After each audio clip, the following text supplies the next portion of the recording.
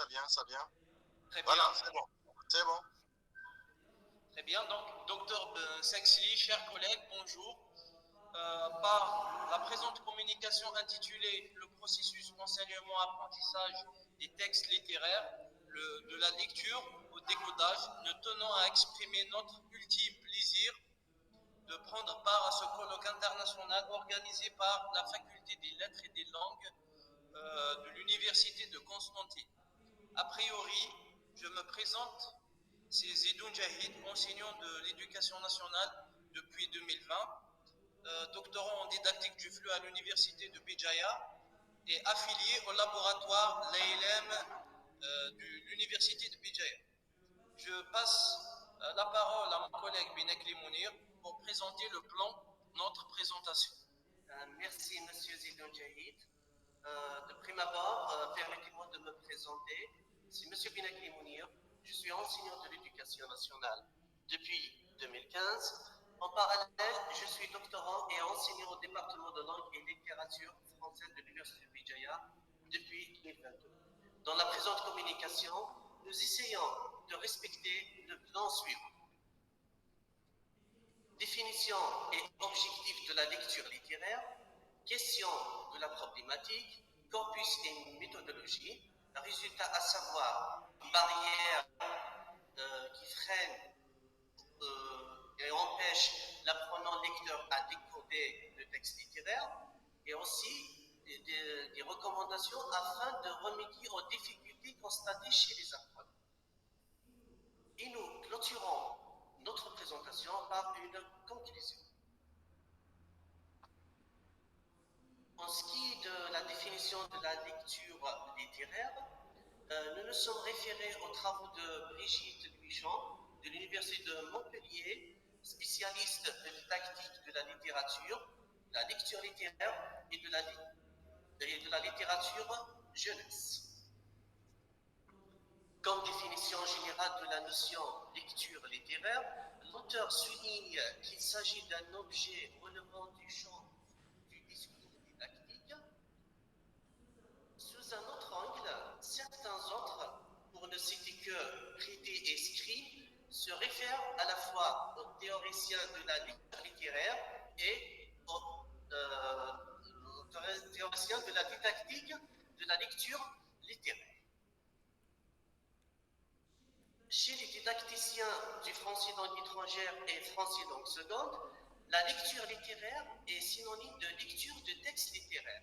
Chez la plupart des auteurs, aborder la lecture littéraire, c'est aborder un objet scolaire.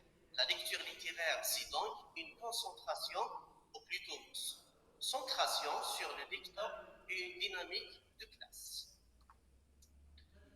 La lecture littéraire a de multiples objectifs. Nous exposons la synthèse de Jean-Louis Dufay. 1. Donner sens et goût à l'enseignement à travers l'activité effective de l'apprenant. Assurer une lecture adaptée à la richesse des textes littéraires. Enrichir les lectures chez l'apprenant. Créer un espace de partage, d'interaction et de construction commune. Développer une réelle réflexivité sur les pratiques de lecture. Diffuser une conception non cloisonnée de la lecture qui articule celle-ci aux pratiques d'écriture, d'écoute et de parole.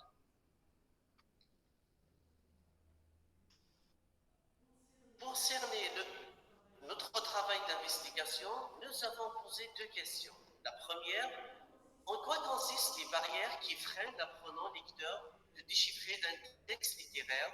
Quant à la seconde, nous l'avons ainsi formulée.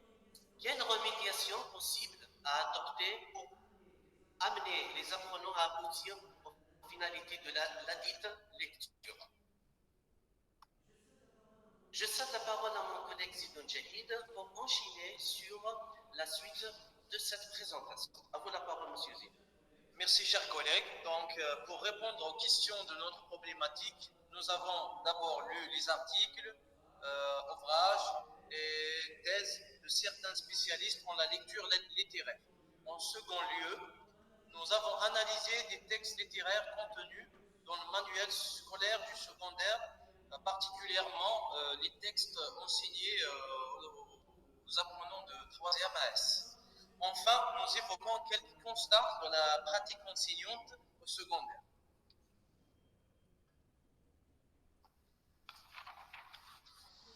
À présent, nous exposons un échantillon de l'analyse des textes littéraires que nous avons faite de ce fait lors de la séance de lecture, en l'occurrence le texte extrait de la nouvelle de Maupassant, La peur, page 194-195. Donc, après lecture, nous avons constaté ce qui suit. Les apprenants lecteurs arrivent à comprendre et à saisir la situation initiale du récit. Dès que l'intrigue paraît, la majorité des lecteurs n'arrive pas à la saisir. Environ 80% ne distinguent pas entre les différentes parties du récit.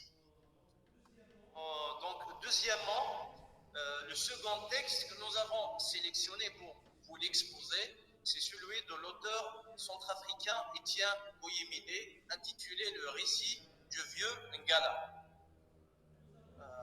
Nous avons dressé le constat suivant. Donc, les apprenants lecteurs arrivent à comprendre le sens général du texte. En lecture analytique, nous avons remarqué l'absence de connaissances par rapport au mode de vie et culture des Centrafricains. Dans l'extrait que nous avons donné, les apprenants n'arrivent pas à saisir que ces peuples africains qui vivaient comme à l'ère primitive adoptent des traditions et des us et coutumiers différents. Et l'on résulte, notre travail de recherche, les points suivants relatifs aux différentes difficultés recensées lors de la pratique enseignante.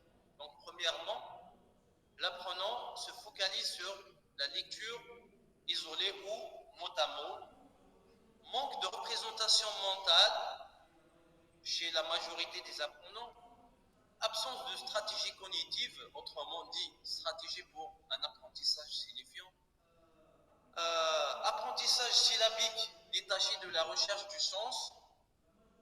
La majorité le lisent dans le contexte scolaire et c'est ça l'aléa de la lecture littéraire. Absence d'esprit d'analyse et critique.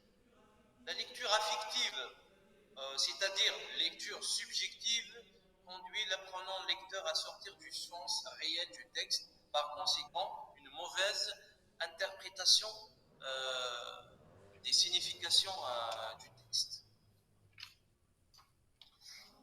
Avant de conclure, nous tâchons à donner quelques recommandations, n'était-ce que des remédiations possibles à adopter afin de mieux approcher le texte dit littéraire.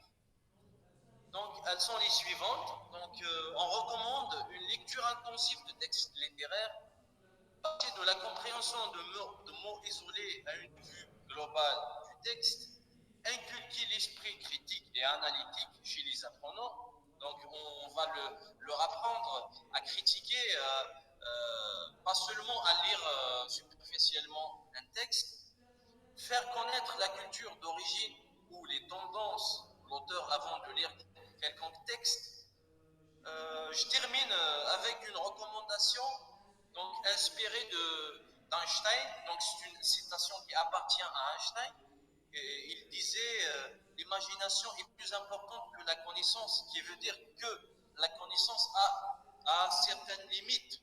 Donc, elle est bridée, alors que l'imagination pousse l'apprenant lecteur à faire des scénarios, à imaginer des personnages, à imaginer le récit, etc. Donc pour clôturer notre présentation, je redonne la parole à mon collègue Benek Limouné. Merci encore une fois, chers collègues. En guise de conclusion, nous pouvons dire que la lecture des textes littéraires nécessite des stratégies préétablies afin que la portée, la dimension sémantique soit appréhendée. S'approcher de ces textes requiert une initiation, une concentration et beaucoup de réflexion prenant en charge l'aspect culturel, philosophique, idéologique, ainsi de suite. Nous vous remercions de votre bonne attention. Merci beaucoup, messieurs Monsieur Zidoun et Monsieur Benakli pour cette présentation si claire à propos d'une thématique sur le processus d'enseignement-apprentissage des textes littéraires, et vous avez pris comme champ ciblé la lecture et le codage. Sans trop tarder, on passe directement à